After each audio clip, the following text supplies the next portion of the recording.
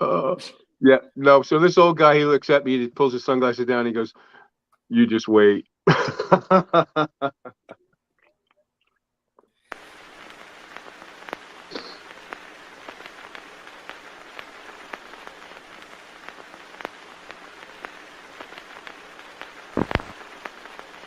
Every 10 or 15 years, a film is produced that is so overwhelming, so forceful in its impact, that it becomes deeply embedded in the mind.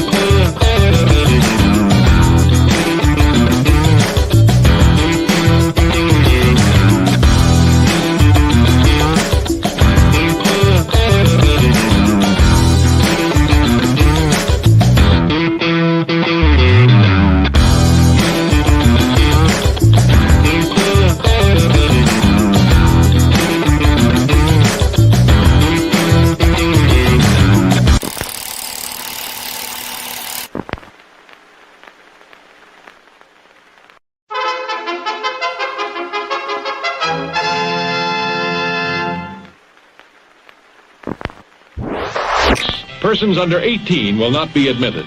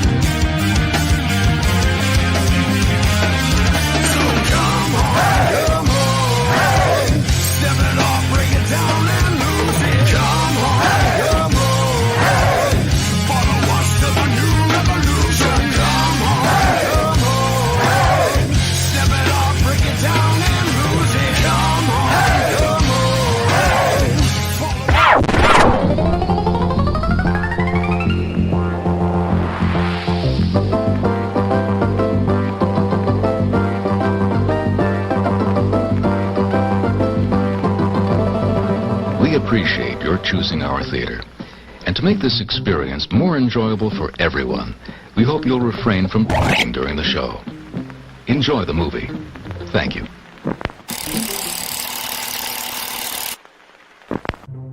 Everyone thinks because you're a zombie, you don't know good coffee.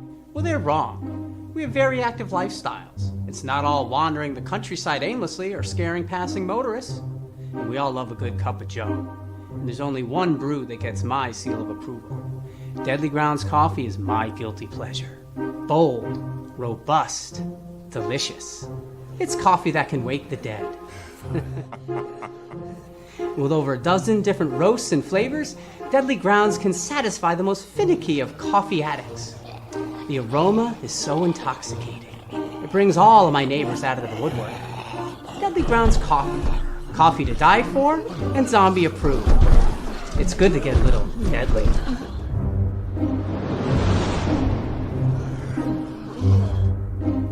Use the front door! Oh, they're so disgusting. Hey, happy Wednesday, everybody. You're watching Still Toking powered by the Dorkening Podcast Network. We have an awesome show for you. My name's Leo. I'm the monkey behind the keyboard here. And as always, Benjamin, how's it going, bud? Fucking awesome. Fabulous. It's Wednesday. Wednesday, and you are so excited for tonight's guest. Dude, I am super excited for tonight's guest. Super excited. Hell yeah. One of the biggest things I want to know is how the Gulf of Mexico smells like cow shit. Just curious to that fact. But we'll find out, I'm sure. Like on the water? Yeah.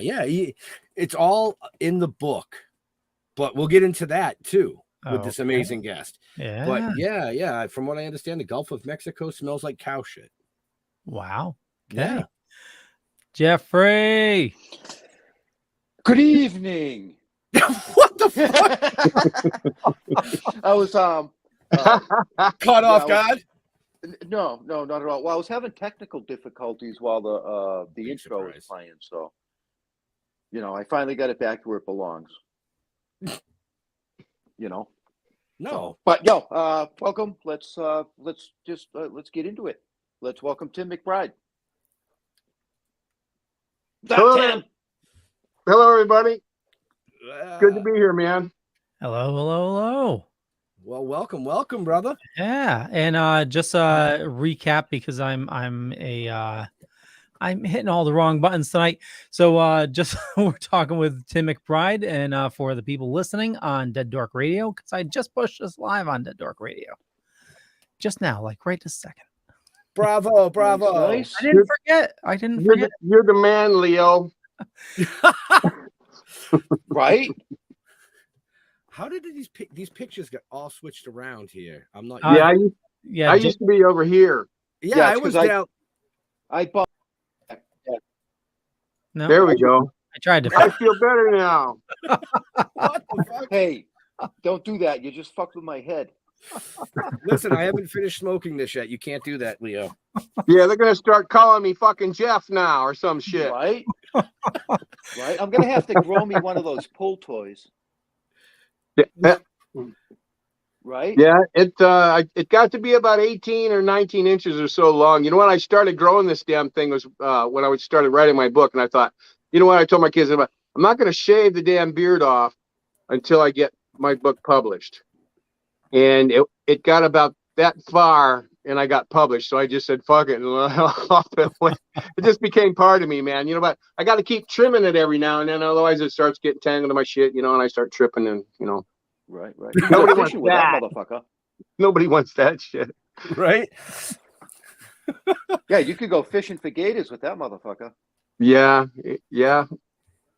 See, I was thinking the other direction. It's like anal beads. Oh yeah, Benoit. Yeah, yeah, dude. No, I used to have little. What are you gonna do? Weave marbles into it? Yeah, exactly. Like little beads. You just put. I used to have 6 or 8 of them on there, and yeah, dude. You hit it right on the head, Ben. So anyway, let's bring this back on track a little bit because you said something about cow shit, right? Yeah, I purchased the book, so I do have the book. And for all you watching or listening on the radio side of things, or later on the podcast, it's in the show notes, and he's got a copy right there in his hands. Saltwater Cowboy: Rise and Fall of the Marijuana Empire. And we'll get into part of his story tonight because you were in the industry for 40 years plus. Well, no, there was 3 generations of us for 40 years. I managed to be the third out of the third generation, and we had a good run for about 10 years. About 10 years. Yeah. Wow. And what we brought to the table was a step above what the second generation had taught us, which was the guys and the gals that I grew up with, was their fathers and the uncles and older cousins, and then their grandpas and such, kind of handed this on down, from family to family, generation to generation, because the older they got, the tougher it was for them to do the work. So who they have to do the work? The fucking kids. Right. Right. So, but let's start more at the beginning, Okay. where you jumped in your Mustang and headed for Florida. Chokoloskee, it's called. Yeah. Go ahead. No. What in particular? You want to know, like, the whole from the? Just give the audience, because I've seen your interviews. So right. I've kind of gotten the gist. I'm pretty sure. I think Jeff might have watched one. Leo did not do his research as usual. So Leo's got all the technical shit to handle, man. He gets a pass on that, but so basically, give us. I can start right from the day I got back from working in California. I'd worked for Sammy Davis for 2 years, and that's another story that we can get into another time. That's in the book as well, and how I managed to wind up, doing that. But at that time, I had come back that summer, and I wasn't home back to Wisconsin. That is, I was born in North Carolina, in Army Brat at the 82nd Airborne Army Brat at Fort Bragg. My father had gone through that and then got a job later on in the Midwest, a sales job, which landed us right in Lake Geneva, a little town called Delavan right next door. And had been living there on the lake. And, fast forward, did my time in Hollywood, came home, and my next door neighbor, my dearest friend at the time, his sister was married to a guy from Florida, from Everglades, actually, from Chokoloskee. He was, part of the family. He was raised down there, so that was home for him. And she had come home. They were coming home for the summers and back and forth and things like that for vacation. And he got offered a job on one of the stone crabbing vessels down there. And he didn't hesitate. He called me and said, "Dude, I'm leaving tomorrow." I said, "I got a job, very cool job working on the back of this stone crab boat. Don't know shit about it, but I'm going. You in?" And I said, "Fuck yeah, count me in, man." And I just happened to throw all my shit back in my Cobra, because, right there by the door.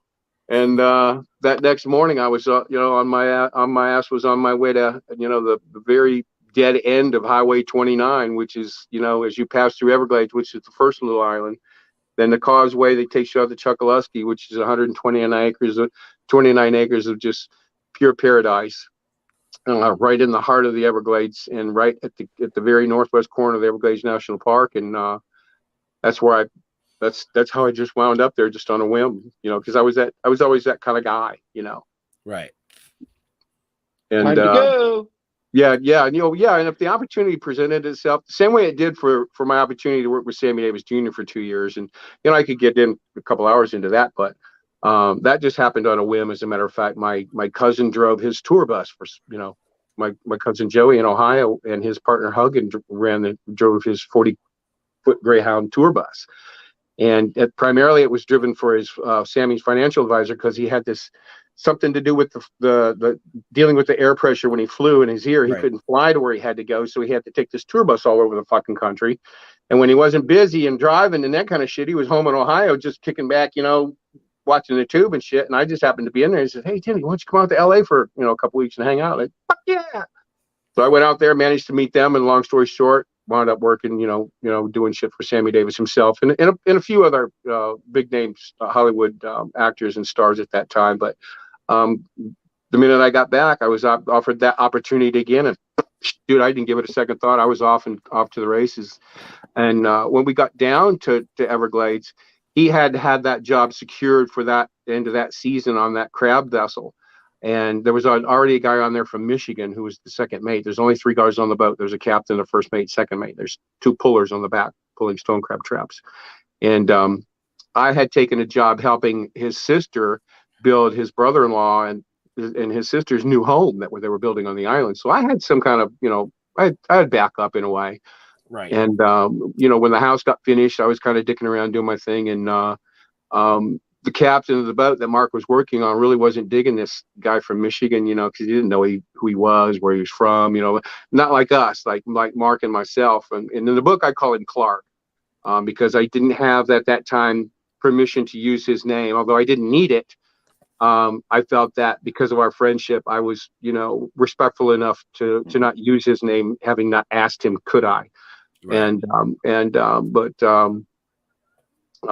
Yeah, so they didn't really know this guy from Michigan. They knew where we were from. They were, Nancy's brother, for Christ's sake, who was the fish house manager's wife, who had lived there all his life. And they knew me because I was part of their family, as it were, because living right next door. So there was no ifs, ands, or buts about, where we came from. Were we trying to infiltrate? Were we cops? This kind of shit, which is, one of the things that, for all those years is something that they looked out very carefully for. New people in town, they're always like, nobody really wants to know them, that kind of thing. It's terrible. It's terrible to say with regards to, those types of people. But when it came to tourism and the guides and the people that interacted with the public and like that, they didn't have that attitude because most of those guys weren't involved anyways. But that being said, the captain didn't want this guy on the boat, so it only took him about a week to work his ass so fucking hard that he quit. I mean, yeah, because stone crabbing is a bitch, man. It ain't a fucking. It'll make a man out of you in a slap hurry, dude. Right. We're talking about, by the time I got on the boat, I got on the crew. And this we'll get into this later on if we got some time. But at that time, we had 7,000 traps. And each trap weighed about, 60 pounds a piece, 50 to 60 pounds, because they're not that big. They're only about 28 inches in width by maybe 19, 20 inches or so in depth. But they stand probably 21 inches tall, and they have a bit of a flap on top with, that you can use to open it up, and a round piece of PVC we call a funnel that they climb into, and they fall right into the trap. But at the bottom of the trap, there's about 5.5 inches of concrete at the bottom of this thing. So when your buddy takes his buoy and pulls his trap in, yours is already clean and baited and ready to go. So by the time he pulls his in, you're dropping yours. So it's a song and dance between these rows of traps, whereby he picks one up, I drop one. I drop one, he picks one up. So there's always one in place of where we picked one up. Right. And those lines, because there are so many of them, 700 of them, they run for 18 miles. These lines can run 18 miles one direction. Then we'll stop and have lunch, and then we'll skip over maybe 50, 70 yards or so, and we'll pull 350 more, the other half, back the other direction, so we're not twice as far away from where we started. Right. And having 7,000 of these, we're pulling 700 a day. We pull 700 here, and then we go to another spot, 700, and we make our rounds, so these other traps have a chance to soak to get their catch on them. So just by their very nature, these boats are designed to haul traps. They're perfectly designed for hauling bales of pot too, right. But so my getting on this boat came rather tongue-in-cheekishly, if you rather. They the captain and Mark knew that I would be okay with hauling pot, whatever. Right. So I was imparted the scenario by which this whole thing takes place. You get on about 3 in the morning, 3, 4 in the morning, and you haul ass offshore to wherever line of traps you may be going to at the Gulf at that time. And when you get there, you begin to pull the first buoy. It's got a stick stuck in it. So, it's the end buoy, the low ran. At that time, we were using low ran. They didn't have the GPSs, and they would put us right on that buoy. And the minute it's light enough out to sea, we start grabbing these goddamn things, and we're slinging. They go through a block and tackle. It's similar to what you see on like on Deadliest Catch, if you're familiar with how that works. Right. Yep. Now they're using 5/8 inch rope. We're using 3/8 inch nylon line, because ours are only 50 pounds. Theirs are over 1,000 when they're full. And they have, anywhere from 100 to 200 to 300 fathoms, which is 12 feet. Yep. Of rope. A fathom is 12 feet of rope on these damn things, and we're only the deepest we're at is 80 feet. So we can sling through these things relatively quickly, but the premise is the same. Only they have 2 bags floating with a line between them that they throw their grapple and hook to try to catch that line in between. Our scenario works rather similarly. We have a catch pole that we typically all make our own. We catch them by the buoy, underneath the buoy. We pull it through a block and tackle and around that thing that's spinning. You always see that big giant wheel spinning that they hang the rope into, and it starts to pull the trap. Yep. Well, that thing is designed like a two pipe hands put together like this. And what it does is it cinches the rope in between it, and as it turns, it grabs it. But it doesn't keep continual rolling around it because it has what's called a knife sticking out the bottom of it that kicks the rope back out. Ours coil at our feet. Theirs has to go into a coiler because they got shit fucking forever of this rope, right? But but that's how the industry in which we worked. I mean, you had to work that in order to be able to do what the boat was doing in the evening. Now, after this scenario had been imparted to me, I knew that, when we got out there, the sun's just coming up, and I'd get out there, start working. Well, I wake up. The first day I get out of the boat, I woke up and the sun's out. And I lean over and I look at Captain Billy, and he's got a big ass shitting grin on his face. And he goes, "Hey, Timmy," he goes, "You know what? We're not going to pull traps today." He goes, We're gonna run offshore this afternoon and unload a pot boat from Colombia." And I said, "Cool, let's go, man." So we just kind of fucked around all day, and and the typical scenario by which this whole thing takes place is that the boat that's coming to get loaded, our boat, let's say now, we had a particular call sign. The captain knew that he needed to shout out to this boat so they would know that, and if we got a return from it, they would know that the boat coming to them was the one that's supposed to be coming to them. So they're not all, start throwing the shit or whatever the fuck. Yeah. But we hung out there all day long, just fucking around. And about 3 to 4 hours before sunset, Captain Billy, he gets on there and he calls sign. They say, "Come on." So here we come. And pull up to this thing. My first day ever working on that boat, never pulled a single trap, but I hauled 15 tons of fucking Colombian weed back to shore on this boat.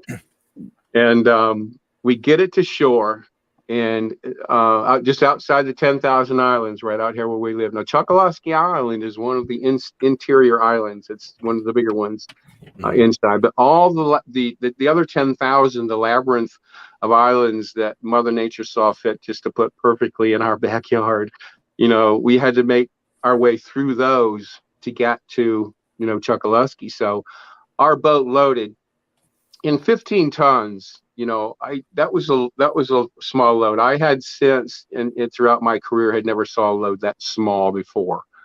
And we literally went out fishing. The smaller boats took it from us, did what they needed to do to it. We went offshore, cleaned off, came home. And the very next day we did the exact same thing. He says, "Guess what? We're not hauling traps again today." He says, this time it's 22 tons. This was 2 nights in a row, right? And I'm thinking, wow, man, that's like, but I was getting rookie pay at that time. I was, $5,000. And I was thinking, damn, man, that's $5,000. But he didn't get it right away. And there's a reason why we don't get it right away.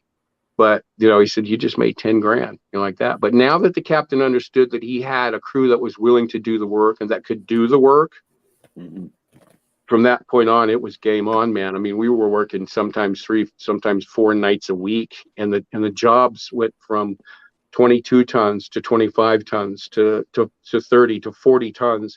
And not just on our boat. A lot of, it took, 2 or 3 of the boats like ours to pull these loads and bring them in. And that's why our shore crew had to be as such where, at any one time, when you pull up to when you pull up to the edge of the islands and you kill that engine on that big giant turbo diesel, and you got all these, 30, 40 other little boats wading off into the bushes with, very shallow drafting, what we called T-crafts at the time. There were a very wide, shallow drafting boat that we could hang twin 235 Evinrudes on them, and they would have vertical and horizontal trim. So if the prop would go through the water, that fucking boat could go through the water with 30, 40 bales on it. Right. And we knew the passes and the deeper water better than anybody out there, because hell, that was where we played, dude. That was our backyard, and you can almost guarantee that once we had it on those little boats and it got into those islands, it belonged to us. And the scenario by which that happens, once they take it from us, and we go offshore and, and start to clean up and what have you. They will literally take it into Chokoloskee Island and put it into one or two of our buddies' houses that we've literally taken the furniture out of, and start at the back and load it from the back room to the bedroom, the bathrooms, the master rooms, the dining room, the living room, the whole fucking house is ceiling to floor. And if there's still more coming, perhaps we move next door to Jimmy's house and we start doing the same thing. We start loading his house. And a lot of the vehicles that they use now, this is the shore crew now that takes over. The offshore crew is already done. We've done our thing. All the shit is off our boat. It's off the little boats, and everybody goes and scatters and cleans and hides these boats, because you can't just have, one little town of villagers of an island of 129 acres with, the entire town of less than 500 people with 50 of these, small, drafting boats. I mean, hello, like this. So they gotta go hide them, right, and get them out of sight and shit, because it's just a little much. But that being said, the a lot of the guys who were the drivers, and the drivers never own the vehicles that are being used to haul this stuff to Miami, and the owners of the boats are never the ones that own the boats, and there's a reason for that as well. But once the night job is over, now it's our job to get to the mothership, get back to shore, get it off onto the little boats that can go to the 15, 20, 30 little boats that can go through the shallows and unload at the dock and throw it into the house. Now, if they're not putting it into the house, they're stuffing it into somebody's car, van, truck, or whatever the case may be, and they drive it home and park it in their driveway and just leave it there, and then they have a 2-meter radius. We must have had 150 of these damn things. They had a 5-digit combination on top of them where, everybody could talk, because, when you're doing something like this, communication is absolutely key to everything that you do. And so everybody takes a radio, and, the next day, and then everybody goes to bed or to sleep if there's time still. And we just go offshore, we rinse down and wash down, and we sit next to another line of traps that we're going to go ahead and just pull some of the next day, so we can come in with something, because it's not untypical for a boat to spend the night, or, with, whatever mechanical troubles or whatever the case may be. But so there was never any suspicion with that regard. Right. But the next day is when the shore crew takes over, and that's when the stuff is taken to Miami during broad daylight. And the crazy thing about it is there's only one way to get to Miami from where we are. There's one road in Everglades, that's Highway 29. There's only one goddamn road to Miami, and that's US 41. I mean, it's not like we had our choice of, go here, go there, or whatever, I mean, it was, and then this a funny story about, having been interviewed, back when I got busted about that, and I asked these two stupid Treasury agents if they understood the geography of Everglades City. Well, yeah. And I said, okay, well, how many roads in there and out of there are there? Well, there's one. Yeah, there's one. I said, well, how many are there directly from there to Miami? Well, there's one. You're fucking right, there's one. And I didn't get all those millions of pounds of shit to Miami on the backs of pelicans and fucking porpoises, I told them. It went right down that one fucking road, man. 9 times out of 10, my people are waving at you while we're doing it. I mean, masters of hide in plain sight, because who would suspect that you're taking out, in 2 nights' time, you're doing 44,000, you're doing 74,000 pounds of shit you got to get off that island, and how the fuck are you going to get it off there? Well, right down that one fucking road that there is going in there. That's a little 2-lane road too. Yeah, fuck yeah. And it's ridiculous to think that, that they didn't have a clue. I mean, they had no fucking clue whatsoever, but when it comes to seeing it come in as many different ways that I have seen it come, all across the Caribbean, I've seen it come out of, Jamaica, all through Central America, and Mexico and Belize, Honduras, and even before Belize became Belize, and when it was British Honduras, and Panama, even Colombia, the northern coast of Colombia, Barranquilla City, Jamaica was, I think, by far the best time ever. You know, I always loved going to Jamaica for some whatever reason. It was so more relaxed there because, you know, people have this weird misconception about it being so easy to go to Colombia and get a load of weed and just get out of there. Well, you know, you got to put up with almost the same shit down there that you have to put up with here. The only difference down there is that, you know, most of them guys can be bought, you know, and it doesn't matter. But sometimes they don't allow you to bring the boat right up to shore. And a lot of times it may take, you know, if you've got a 60, 70, 80,000 pound, 40 ton or say 50 ton load, a lot of times it has to get loaded little bits by bits every night, you know, from smaller boats because they won't allow that boat to come to shore unless they pay more money. And that's just, you know, that's just how it's done there. Or they take the shit, you know, they could just take it whenever they wanted to. So it was a different scenario, but it was just as you know, just as frustrating, you know, to do it that way. But segueing back to having seen it, thinking I had seen it, you know, every different way it was possible. The whole fucking thought, because I mean, I've seen it come on all different kinds of boats. I've seen it in every different kind of packaging there is, because at one time we were taking so much shit out of Colombia. It was ridiculous. They were running out of bag burlap type of sacks to put it into. I mean, I had seen this shit ultimately come in, and I didn't know that. None of us knew that Purina made monkey chow at that time, or even, you know, elephant chow and stupid shit like that for zoos. Wow. Yeah. So they went out of the sugar bags, the coke, the coffee burlap. They were into the fucking nylon bags that the Purina shit came in, because you're buying, you know, thousands of these things at a time in order to, you know, to stuff your bales into, and they had, you know, they had to be built the size that they would fit into these bags, you know. But I remember one time in particular, and we'll get back to the smell of cow shit on the water, and how that came about right there. I had been working for years, and a typical scenario, and they're always the same. It's, you know, I mean, you know, it would be kind of boring if some of these crazy assholes weren't working this industry at that time, and a lot of them were doing it. You know, it would have been just a whole, you know, how many times can you hear about hauling a load of pot kind of shit? But some of these fucking crazy fuckers, man.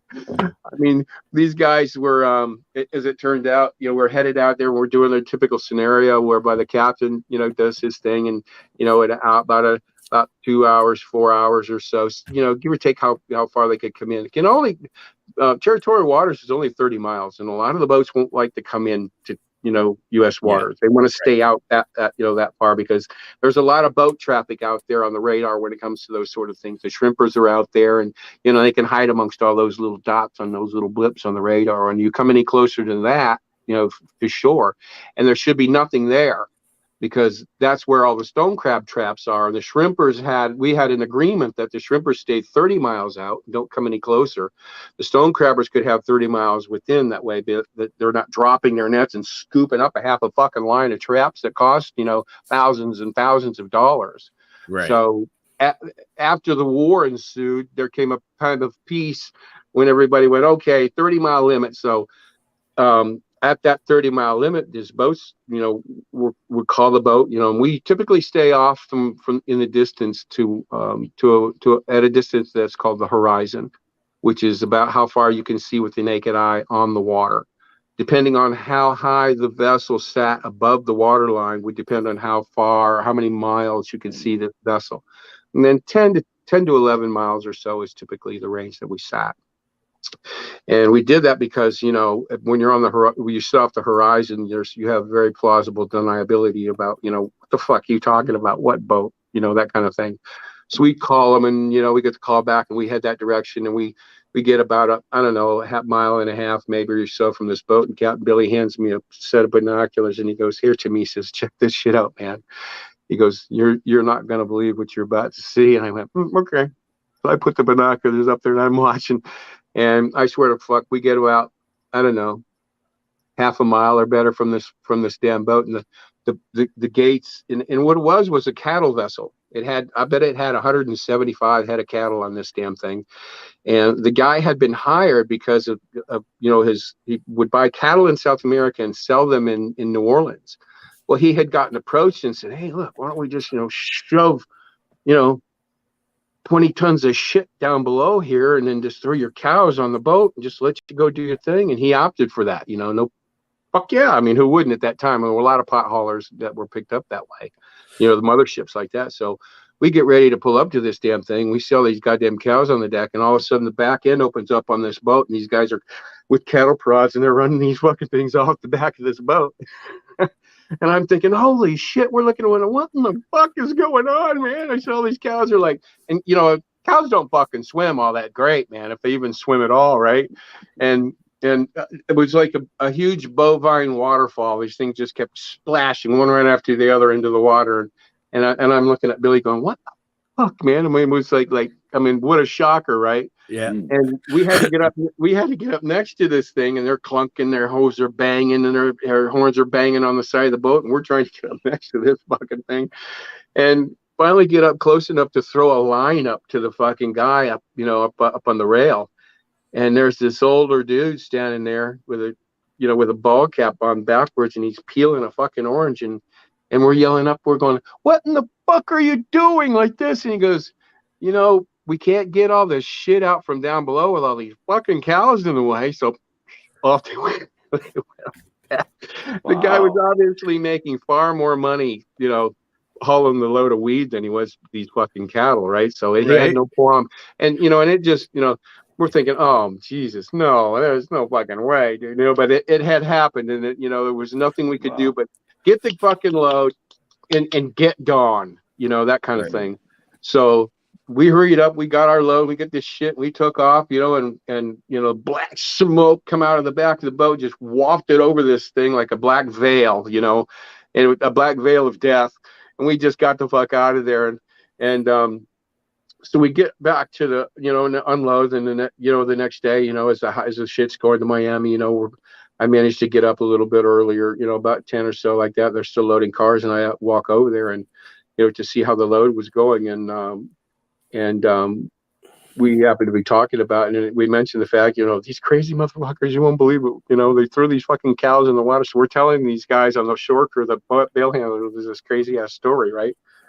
And so we had done about maybe 3-4 different jobs. In the meantime, maybe 3 weeks or better go by, and then here comes this same fucking boat again, and we're thinking, Jesus, what the fuck's going on? So, and the same scenario, only this time he has pigs, he's got goats, he's got sheep, he's got fucking chickens. And for somehow, and I didn't know until later on, he had these little fucking spider monkeys. He must have had like 20 or 30 of these little bastards running around on this boat, just free ranging. And it turns out that when the boat can get loaded at the dock in Colombia, if it can manage to get up that close to it, the little monkeys come down out of the trees. They start eating the goddamn seeds out of the fucking shaking shit in the bales off the boat. And they wind up passing out amongst the bales. Next thing you know, when the boat's ready to haul ass and leave, they're 60 miles offshore. When these fuckers wake up, there's nowhere for them to go. They're stuck on this boat. So, same scenario. I'm watching, open the fucking gates, off go the cows. And just like that, I think the fucking monkeys knew exactly what was going on, because there wasn't a spot on that light mask or on any one of them antennas that didn't have a fucking monkey on it. Because, it was like they knew these fuckers were going off the boat. But the cows and the pigs and the chickens and all that, they were cool. It was just too many cows, right? So, one more time we pull up there, we yelled up at the guy, and I said, and we said, what, you just can't fucking do this anymore. Don't come back. We don't want to see your ass here again for 2 fucking reasons, 2 really main reasons. First of all, the poor fucking cows, for Christ's sake, and second of all, it's very much one thing to be, strolling down the beach, picking up shells and shit and tripping over a dead fish. But it's very much another to be strolling down the beach and picking up shells and trip and fall over a dead fucking cow. Because They said they started washing up on Naples Beach and then Fort Myers Beach. I said, nah, Not anymore, because somebody's going to wonder where the fuck the cows came from, right? So Right. that was the end of that one. So we get back and we tell these guys, the same fucking guys came back, man. And they're like, well, aren't you just a bunch of fucking cowboys, man? And that's how the saltwater cowboys, and that's how the original 3 guys on the boat got called that, you know. So, but eventually it caught on in town, and over the years it caught on, and it just, you know, it's just a term, you know, for a pot hauler, you know. Right. And that's how that happened. Like, I mean, there's so many stories that you can tell.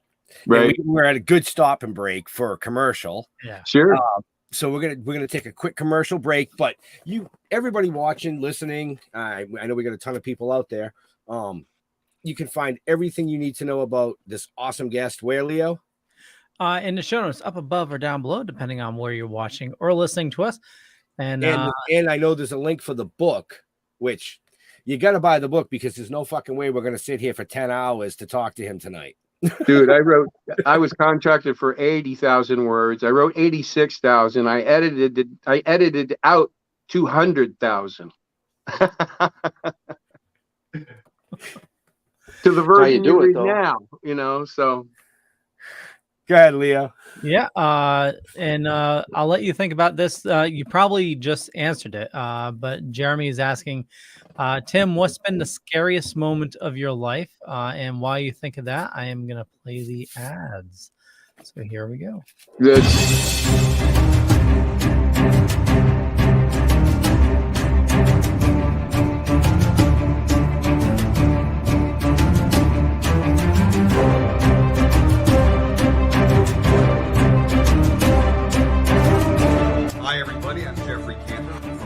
Daredevil and the Punisher. You know, spring has finally arrived, and that means summer cannot be far behind. And you know what I'm doing at the end of the summer? I'm going down to Maryland for the Pop and Horror Con, August 27th and 28th. I hope to see you there. It's going to be a great time. Hey guys, this is Tony Moran. I played the original Michael Myers from John Carpenter's movie Halloween. I'm doing this great convention called the Maryland Pop and Horror Convention. Anyways, can't wait to see you guys. Take care. Bye-bye.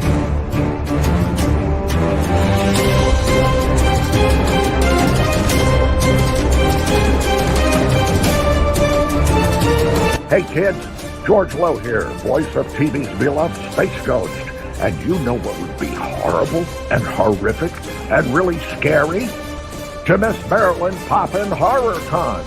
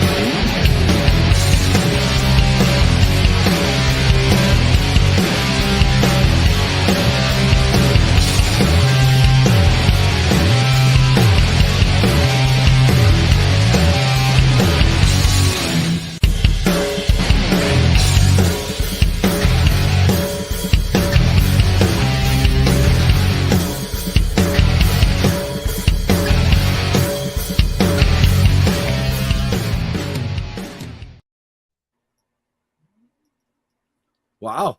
So Leo's still off camera, and we lost Jeff. I saw somebody disappear during that. And I thought it was you. I was like, oh shit, we lost him again.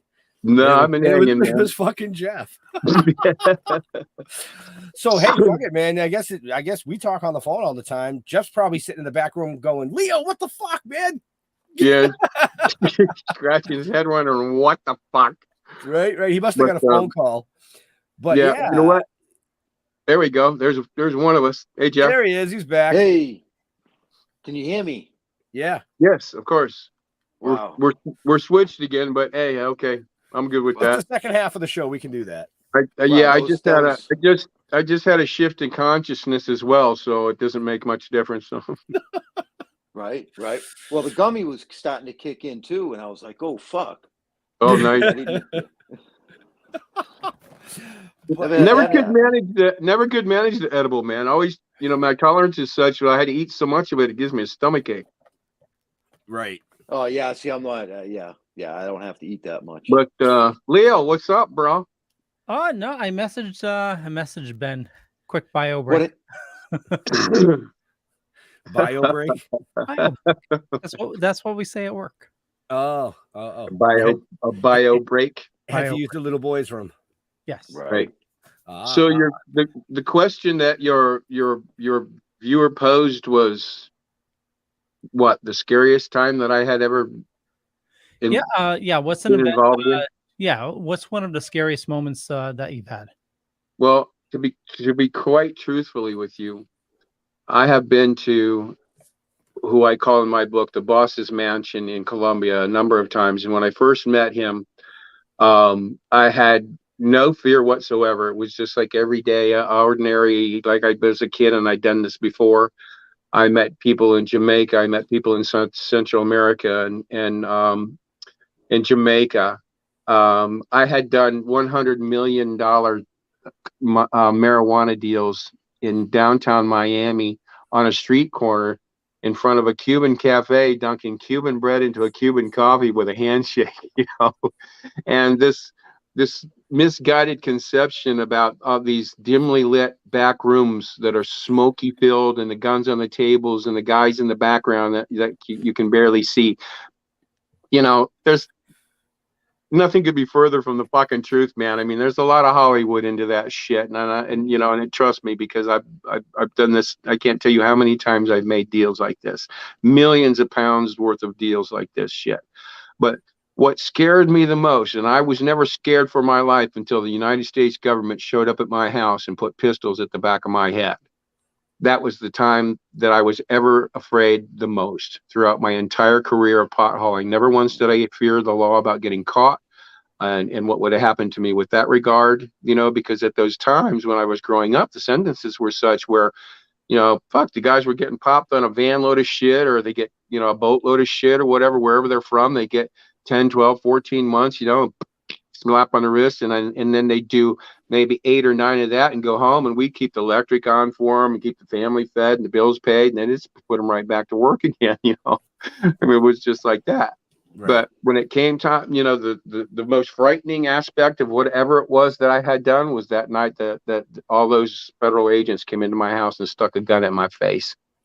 That was my you could have cut a cigar with my fucking sphincter that night. But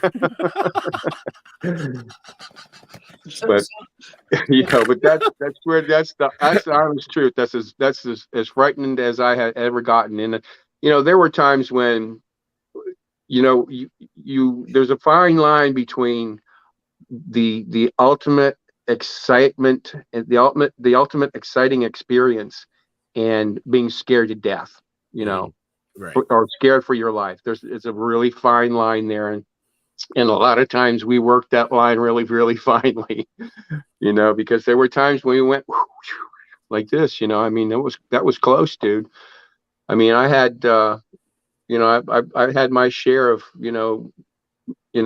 almost getting there, but never in the time that I had been involved in all the years that I've been involved in this, and I grew up in the industry, did I ever worry about getting caught, because first of all, we're kids, and we're growing up with these guys, and we're working and we're learning, and if they're not afraid, fuck, why should we be afraid? You know, it was that kind of mentality. And there's just so much to tell about, you know, the goings on and the inner workings of the whole thing and the hierarchy and all of that. What piques your curiosity the most? What would you be more interested in hearing? Because, like, dude, like, you know, Ben, you know, I could sit here for another 4 or 5 hours and just I know. I watched an interview that you did recently, and you spoke about how you went into a car dealership. Right. And bought, I believe it was a Vet, and then realized they had some ragtop Jeeps. Right. They were affordable. So tell our viewers and listeners that quick, because it's a quick little story about what you guys did and all that. But I think it's fucking hilarious.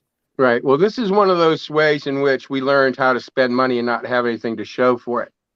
And when you're making, like I was as a kid, you know, I'm just turned 21. I'm averaging over $150,000 in cash a week, you know, and so are all my buddies. You know, everybody else is making cash too. So, you know, even today, you're required when you spend more than $10,000, you're required to fill out what's called a cash transaction receipt, a CTR. And they then in turn claim that to the IR, you know, the Internal Revenue Service and blah, blah, blah, that bullshit. But even during the day that I was running, you know, there were ways to circumvent that. You know, I mean, we knew too many people in the business, and club owners and boat owners and boat builders and boat sellers that knew us well enough to know that, you know, we could come in and just pay them the cash in increments. You know, we're like that. We're good for it. You know, fuck. But they would remind me what we were talking about. You know, there's just so much that buying the Jeeps and what you did. Yeah, well, yeah, because that reminded me of another time about buying a truck for a dude. But no, there was no real big grocery store in Everglades City. There was a small grocery that's sufficed for odds and ends and things like that, and quick necessities or a quick meal like that. But we'd go into town to the supermarkets, to the bigger chains and and I'm on my way into town to go grocery shop, and I pass a Chevy dealer and I see this badass Corvette, man. It's like got fat tires all the way around. It's got mag wheels. It's got the ground effects, just badass thing. And I just went, whoop, I pulled right in there. Come to find out, it was the owner of the dealership's son had just turned it in and bought something new. And I said, I want that car, like just like that. I said, that's mine right there. So I bought that car right there. But as I'm on the phone, I'm driving a Cobra now, and I'm on the phone calling a couple of my, one of my buddies back in Everglades, and I'm saying, to bring one of the other guys up to drive my, my Cobra home. And while I'm on the phone, I'm looking out into the yard, and they got these ragtop Jeeps for sale, and they're like $87.95 a piece, brand new, and I'm thinking, holy fucking hell, what? And so I call it, and when I answered the phone, I said, get Jimmy, Teddy, Willie, and Brandon and all those guys and Mikey, and get their asses up here. They got Jeeps for under 10 grand. Let's go have a blast, man. So it wasn't 45 minutes later, here comes a bunch of my buddies. There was like 7 of us, and we each bought a Jeep, and we take it out to this to the place, this local hangout we call Bad Luck Prairie, where it's just wide open prairie, and then there's some some hammocks and things out there with taller trees that you can find shade in, and we left our cars parked there at the dealership and grabbed all 7 of these Jeeps and hauled the fuck ass out to Bad Luck Prairie and had one mean ass fucking demolition derby with these things, man. It was just a riot for hours. We just crunched and crashed and and just rolled these things over. When I say roll it over, the girlfriend that I was with when I wrote about in the book, this dingbat blonde, she was one of the hottest bartenders in town, of course, but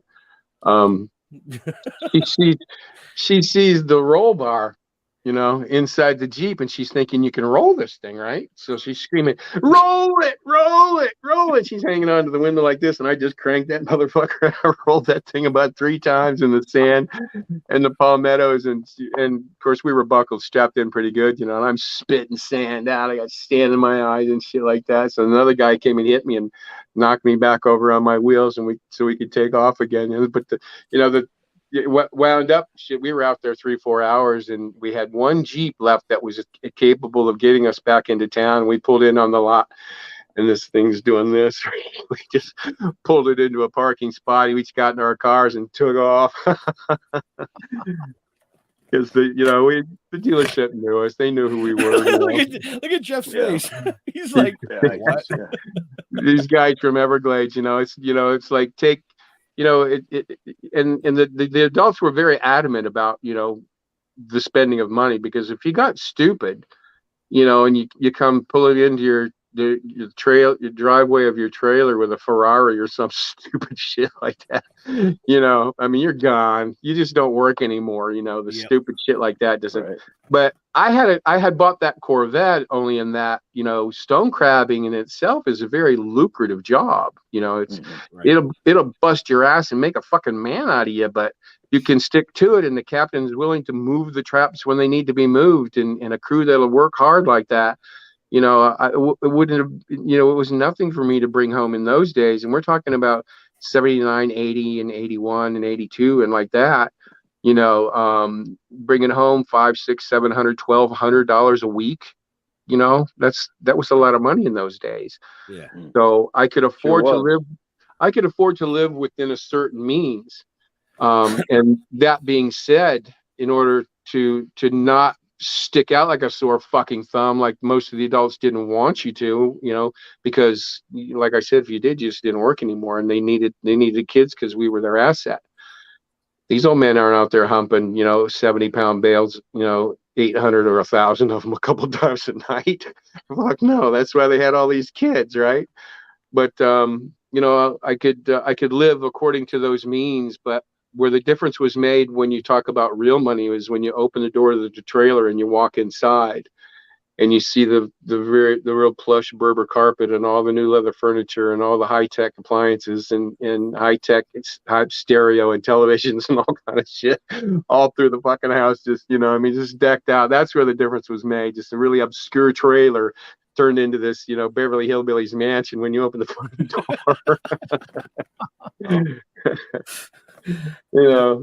I'm sure one of you two must have other questions. So, well, because we've got about 15 minutes, maybe 20, and Leo's gonna shut it down so he can do his other show tonight. Sure. Okay. So what are your thoughts on how marijuana's turned from this evil thing to where we're on the cusp of it being legalized throughout the U.S.?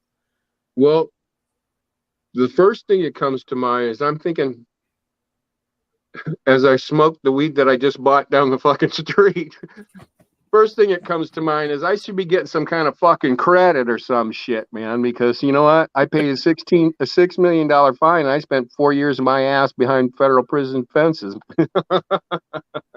Right. Which is in the book. But barring that, it's really ironic, to sit here and think that, I was given handed multiple life sentences for something that, somebody can drive down the street now and buy. Plus, right. Coupled with the fact that some of my dearest friends today, if you go to my website, which is www.originalsaltwatercowboy.com, and take a look through the media, you'll see a lot of stuff that I've done in there recently. And if you Google my name, Tim McBride /Everglades, a myriad of stuff will come up. Pages of stuff will come up. All my latest podcasts and interviews, and a documentary that I had done with Viceland that included who was at the time and pictured with me on the front page of the Naples Daily News the day I was arrested, Mr. John Deasy of the United States Customs Office. He and I are just the dearest friends today, man. And that's a story all to itself. A couple of CIA, a couple of Secret Service individuals that came down to run interdiction were just the dearest friends, and they live right here near me, so we see each other all the time, which is kind of ironic. Plus having had a conversation and being offered a chance to come to the Department of Homeland Security's office here in town and meet the supervisor for South Florida Homeland Security. He called. Just we had a mutual friend. I won't go into that. He said he wanted to meet a legend, and I laughed at him. I said, "What?" He said, "You just come and talk to me." He says, "You can explain some shit to me, and I'll tell you some shit that'll blow your mind." So we had an interesting conversation too. So that was very cool. But people ask me about embellishment in the book, because when I talk about having worked 28 nights in a row, one of the chapters is. And of course, a town of just under 500 people, and half the town is involved in you, because you cannot continue to work the same people night after night after night after night. And ultimately, there were 5 crews that I ran throughout Southwest Florida, from Everglades to Pine Island, and there were as many as 50 to 60 people on each crew, and I was keeping them busy night after night after night. This is the extent to which it all had come to at one point. But if you want to know this story intimately, and you want to hear it told from somebody who was there, and all the adults and the older generations that I spoke with while I was writing this agreed that this story should be told by somebody who was there, somebody who had handled all these millions of pounds, and without any embellishment, because to have embellished upon what was written, 2 things would have happened. One would have made it sound like so ridiculous that it would have been laughable. And the other would have put it just beyond the realm of human possibility. And that was the edge on which we were working, the edge of the realm of human possibility. And what I like people to understand too is that how this history began, how it was done by families. It was never nonviolent. I never saw a gun in my entire did I ever see one ever. There's a story in Colombia where I picked up one time on my way out the door, only because everybody else was grabbing them, but I never fired it, or I never fucked with it or anything like that. But because they were generational as well, the families that we were purchasing around the Caribbean from. So that's how this all, and they should know that there was a way that this could have been done that way, and never once did we ever fire a shot. And I asked the Homeland Security advisor that same day we were talking, how does it feel having taken this out of the hands of people for generations that never fired a shot at you, never a single fucking shot, to what's happening with the 30,000+ deaths in Mexico because of you let them have it, basically. Right. But I could go on about that too, but the biggest takeaway that I want people to have when they read my book is to understand the nonviolent nature in which it can be done. And the simple fact that now that they have a choice, they can have a choice legally and try it legally. I want them to go into the notion of a very cool Rasta dude in his cut off jeans and big long dreads out in the field rolling a spliff in a dried up banana leaf, which I've done dozens of times. Or the picture of a cool little Colombian guy and his family in his white cotton hat and blouse and slacks out in the field just tending like that. Just that vibe, not that death and mayhem and destruction that's happening on our southern border. So pick up Saltwater Cowboy, Rise and Fall of Marijuana Empire, and understand how it was done by families. Wow. Did you read it yet, Ben? I started. Yeah, that's how I found out about the cow shit. Yeah, I mean, even though I won't tell you where it is in the book, you're just gonna have to buy the book and read it. But I was like, the first thing I did is I sent Tim a message. I go, I really need to know about the Gulf smelling like cow shit. Well, that's the first whiff I got of it when we were getting close to that boat. I'm like, smell of cow shit, So I figure, why not grab people by the, and nothing is more gratifying than, of course, obviously having a second edition being printed, but having your work turn out exactly how you intended it to. And that's to grab the reader by their ass and pull them to the front of their seat and keep them there to the last words read. And, a lot of the 118 reviews that I've gotten so far on Amazon say pretty much the very same thing. One guy kind of went off the rails because I think he was a cop or a correctional officer or some shit. But the very last sentence was, I wouldn't mind having a beer with the guy. Right. Which I thought was kind of cool. All right, Jeff, what about you? You must have a question. I'm just loving his stories. Okay. I just figured I'd give you the opportunity. No, I've been sitting there, I'm all gummied up, and I'm like, oh. Yeah. Yeah. Well, I could tell you another short story if you'd like, Fire it. I'm not, I'm not got any lack of those fuckers laying around, man. Oh, let's see. Where do I begin? Yeah, it had always been, we didn't pot haul all the time. We always took time to, to just go pull our traps and this and that. Let a couple of other boats work a few nights, and then we'd work a few nights because, like I said, you can't keep working the same crew over and over and over. I mean, there were freighters parked out there, literally like a parking lot. And at any one time, and I've been aboard freighters because you just don't pull out there and expect the shit to come raining down on your boat. It just doesn't happen that way.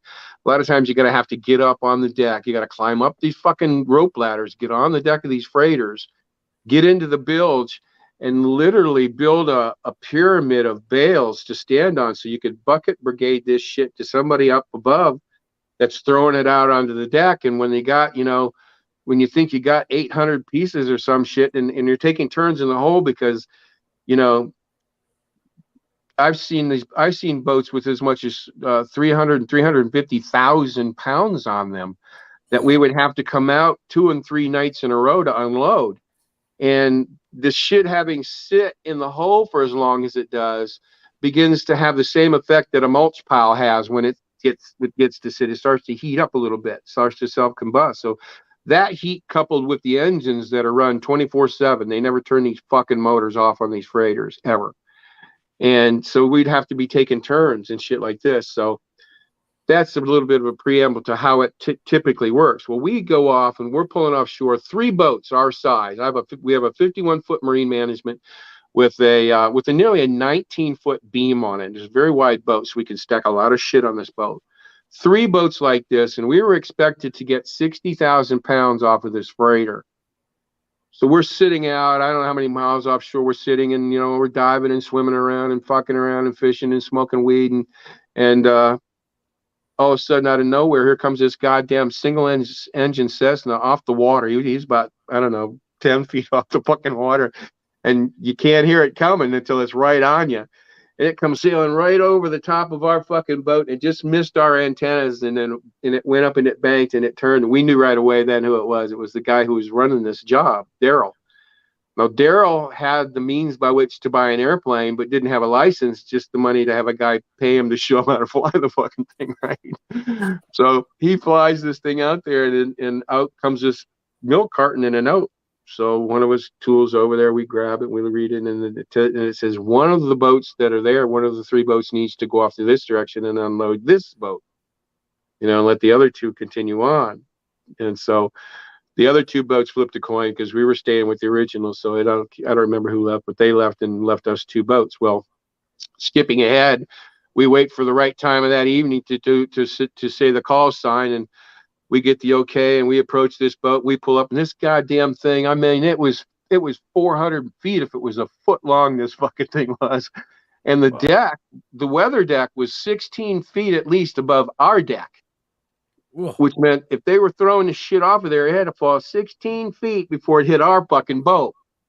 So, and there was no way to tie off. So the captain had to keep the boats, against the side of this fucking freighter. And as it turned out, we didn't have to get on board because I bet you there were, I don't know, 70 or 80 of these black fellas on there that were in a single file. They would go down one hatch opening, a doorway down, and come out another hatchway on the other side of the deck, with a bale on their shoulder, each single file, one right after the other, single file down and up and down and up. There were 80 of these, at least 80 of these guys. And they were taking turns. They threw one on that boat, one on this boat, one on that boat, one on this boat, and then they were coming. And at that time, these kind of bales were, I mean, they were pretty packed. They had gotten their shit together by this time. The evolution of the bale had come as such where they were starting to tighten it up. And every time with the 3rd or 4th one hit the deck, you could hear the deck going like it was going to crack in half. The birth of brickweed. We're thinking, oh my God, they keep throwing these goddamn things. They're going to fucking bust our boat in half, right? So there were so many of these guys coming. I mean, they were just throwing this shit. And the bales were fairly uniform. I mean, they weren't odd shaped and shit like that, like I had seen growing up in the industry. I had seen so many different ways and shapes and sizes and shit you can't imagine. And here they come, and by our inability to keep up with the, as many that were dropping, they wound up hitting one another and landing on one another, and that solved the deck breaking problem. So we could kind of, start snatching from the edge and throwing them. And we had them up on the bow of the boat, up to the windows. We had them around the edge of the wheelhouse up to the windows. We had them sitting on top of the deck of the wheelhouse, just high enough so the radar could turn. And that was straight back to the stern of the boat. And we're talking about from the deck to the top of the wheelhouse was probably about 11 feet. And we were just stacking these things. And we figured 60,000 pounds, maybe 450 of them or so, something like that would be a load. So the captain, he's kind of rough counting, he's in the wheelhouse because we're doing the work, and he's keeping the boat up there next to us, next to the freighter, and he's counting. And he said, okay, well, that should be about enough. So I yell up to this fucking guy. He's leaning up there against the edge, and he's looking down at me. And I go, how many more? And he looks over at me in his half-assed fucking English. He's yelling, 50 more. So I said, okay, 50 more. I tell him, Billy, 50 more of these fucking things. And he's peeling an orange. This guy's, he's another one peeling an orange, the captain. And so we're counting between the two boats, 50, 60, So I said, fucking this shit. So we both, Captain and I, Billy and I both yelled up at the same time, how many more of these fuckers are there? And the guy goes, 50 more. Right away, I'm thinking this stupid motherfucker. He's not from around here. Obviously, he knows one number, and that's 50. Right? So they kept throwing these goddamn things, and a boat can only carry so much. I mean, and we can only put so much weight on this thing before the deck itself. And I don't know if you know what, any of your listeners know what. I'm sure they do know what scuppers are. On a boat, whereby the rainwater and the deck water can rinse and go off the back of the boat and into the water. Well, you sink a boat down to those scuppers and it starts taking on water. Yep. You're going the fuck under, man. Well, we're yelling at these guys, hey, fuck this shit. So we had to literally take a life preserver and a knife and cut it apart, take the innards out of it and start stuffing the scupper holes and jamming them full to keep us from taking on water. And at the same time we're doing this, the captain's firing up the boat and we're leaving. We're getting away from these fuckers because they're going to sink us, right? We start pulling away from this fucking thing, and there was still some light out. I mean, it's still probably about another hour, daylight or so. And we're just chugging, man. At this, because of these types of loads, we're just, we're barely moving. But we have got riding alongside of us what we called and paid for was a chase boat, which was some type of very fast offshore deep V go fast that'll do 70 miles an hour for your ass will hit the seat kind of a boat, with a handheld radar on it. So if we get, we're watching our radar and it looks like we're going to be boarded or somebody's coming, target's coming at us on our radar, we can get off on this thing and haul ass into the night and go. So we had a way out. So that being said, we're watching this thing. We're pulling away from this freighter. And as far as I could see with binoculars, these assholes kept throwing the shit overboard. They were for an hour, they were still throwing shit off of there. And I'm thinking, Jesus Christ, I bet they threw 40, 50,000 more pounds of shit in the water. Wow. And it is not, and I come to find out was not in those days untypical for a scenario like that to happen. Even had we had a third boat, we wouldn't have gotten it all. I've seen boats, that are supposed to have only 40 tons on them or so, or 30 tons, and we'd take half, another boat would take half, and they'd still be throwing, some shit away, because if you could, it's a dollars and cents game, this whole thing is. And I'll add a little bit of a caveat to this with regards to violence, at that level. And the reason why we were families oriented was because there's no violence at that level simply because of the dollars and cents of it all. If a guy can fly like myself, can fly to Colombia and buy for $10 a pound Colombian weed, I can buy 30,000 pounds, 15 tons for $300,000. That's one night of drinking bar money for some cocaine cowboy fool over in Miami. I'll haul as much of his shifts as he wants, man, no problem. So I can take $300,000 in between 8 and 14 days, depending on any weather for unforeseen weather patterns or what have you coming through the Gulf. I can turn 300 grand into 15 million in 8 days, minus my fee for a job that size, which is right around 7,200,000 or something like that, which I would pay my crew and everybody that worked, and then myself, which was what was left over. They have now made they had made $10 million. They made 9,700,000 plus their $300,000 back. So these fuckers aren't shooting at me, man. They can't give me money fast enough to go back. And one of the more easier and more simpler scenarios that I can take a little bit further, just do the math a little bit further and say that, okay, I made $9,700,000 for this guy on a $300,000 investment. Take that $300,000, that same $300,000, divide it back into $9,700,000, and it comes out to 32. That 32 represents the number of loads that I have to get back into him.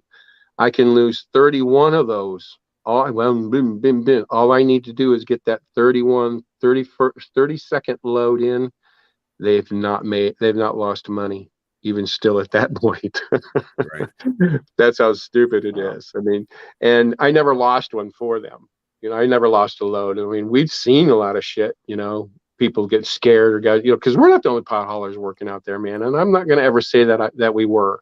There was the odd, guys here doing their thing and, whatever like that. Some got in, some didn't. But, hey, more fucking power to you, man. I'm only able to talk about a town that was able to integrate it into a way of life spanning 40 years and 3 generations and running the southern waters in the Caribbean with impunity, that sort of thing. Right. But in a non-violent fashion, and the numbers tell you the reason why. I mean, there's too much money to be made, and a lot of times, at that amount of money, $10 a pound, I could spend, say, $170,000 of my own money and buy 17,000 pounds of shit and put it on one of my buddy's old rickety ass nasty boats up in Naples and put it adrift about 6-7 miles off of shore, and then have somebody, have one of the guys call on it at a certain time. And while they're out there going, score, and everybody's swarming onto this boat, I can move in 60,000 pounds into Everglades down here. $170,000 isn't even a night at a club in Miami, I don't care. Let them have it. Let them score. They're pat themselves on the back all they want to, but Right. So I know Leo has another show tonight, so we probably should wrap this up so he can get going on it. Absolutely. But Leo, my apologies if I get no. Oh no, I enjoyed it. This has been a great. I gotta read the book now. Yeah, this has been a great show. And there's much more that people can find out about you by picking up the book. And the book is Leo. Yeah, you can find everything in the show notes up above or down below, depending on where you're watching or listening to us. And for me, just Google Leo Pond. You'll find a bunch of stuff. Could be true, could be not. I'm not going to say which is which, but I run a little thing called the Dorkening Podcast Network. We got a ton of awesome shows on our network, a lot of awesome people doing a lot of awesome stuff. Head on over to thedorkening.com, which you can find all the latest episodes of all the shows on the network right there. And Tim, where do you like people interacting with you on social media? I like them to check me out at Original Saltwater Cowboy on Instagram. And if they would like to, I'm the second editions of my book are have just now come out. Amazon has them now.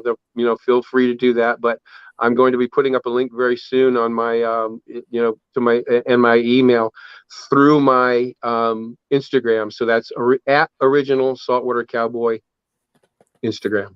Awesome. Jeffrey. Excellent.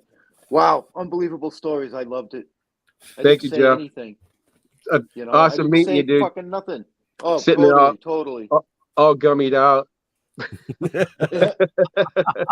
So as for me, just go to stilltoking.com. You'll find out everything you need to know about us. Talking with the Dead on Facebook. Okay, Benjamin. I've got to get more guests like this because, man, he didn't say a fucking word all night. at all. It's people are going to be listening to the podcast. I was enthralled. I was enthralled like, with the story. Where's the host? Where's that guy Jeff? He usually has a smart ass comment for somebody. He hasn't said a word. Benjamin, my man, there is so much more. So much more. There is, and you know, I would love to get you on again at another date. You know, there's a lot of it. There's a lot of it's not in the book. There's too much to tell to be able to write in the book, man. I mean, there's some funny shit. There you go, Leo. We've got like 15 shows now on the network to do interviews. Oh yeah, we'll have to do a Tim McBride marathon. You know, I did a thing in Canada for 2 years whereby I had a segment that I did once a week every at 4:20 every Thursday. For 2 years, once a week, I never repeated the same story. Dude. Wow. We're gonna talk on the phone tomorrow. Cool. Because we have a radio station and we were looking for content for the fucking 420, weren't we, Leo? Well, you were. All right. Look at that. Cool. So yeah. Awesome. Jeff, Leo, it's been a pleasure meeting you guys. It's been amazing. You know, I see good things coming in the future from this. But to all our veterans and first responders, we want to thank you for doing what you do every week. So people like us can do what we do. Stay safe. We're out of here. We'll see you next week. Catch you later. Bye. So come on. Step it off, break it down, and lose it. Come on.